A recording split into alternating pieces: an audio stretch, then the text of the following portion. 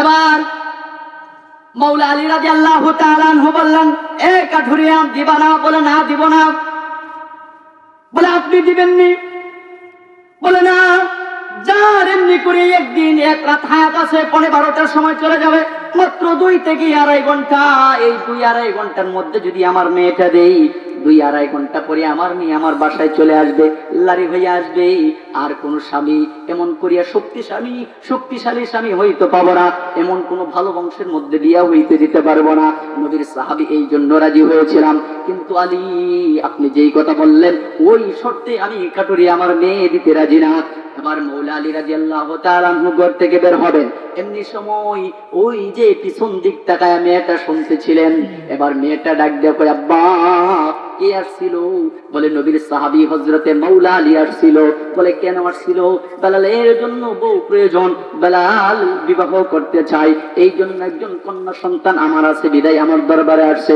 বলে আব্বা আপনি কি বলেছেন? বলে আমি না বলেছি। কেন না বলেছেন? বলে এই জন্য না বলেছি কারণ আজকে বেলাল রাত্রে দুনিয়া থেকে চলে যাবে 15-12টার সময়, সুতরাং তোমাকে যদি বিবাহ দেই তুমি তো নারী হয়ে যাইবা, এই জন্য আমি বাবা আমার মনে সায় দেয় নাই, এই জন্য না বলে দিছি, আলীকে আমার দরজা থেকে ফিরাইয়া দিছি। এবার মেয়ে ডাক দিয়ে বলে, বাবা বিবাহকে আমি বসবো নাকি তুমি বসবা? বাবা ডাক দিয়ে কয়, মা বিবাহ বসলে তুই বসবি। বলে বাবা লারি হলে আমি হব নাকি তুই হবা? এবার বাবা ডাক দিয়ে বলে, মা লারি হলেও তুই হবি, সংসার করলেও তুই করবি, লারি হলেও তুই হবি, এমনি করিয়া বিয়া করলেও তুই করবি। তাহলে বাবা তোমার সমস্যা কোথায়? আমি যদি 2 ঘন্টা 3 ঘন্টা পরে লারি হইয়া মানতে পারি, তাহলে তুমি বাবা হইয়া কেন আমার বিবাহটা মানতে পারো না? আল্লাহু আকবার বলো।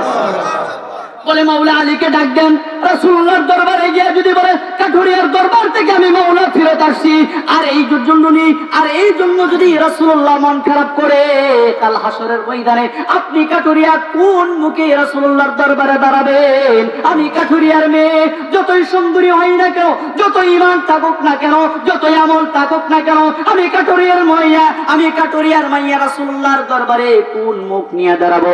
ও আব্বা, মাওলা আলীকে ডাকুন, আমি মেয়ে বিবাহ বসতে রাজি।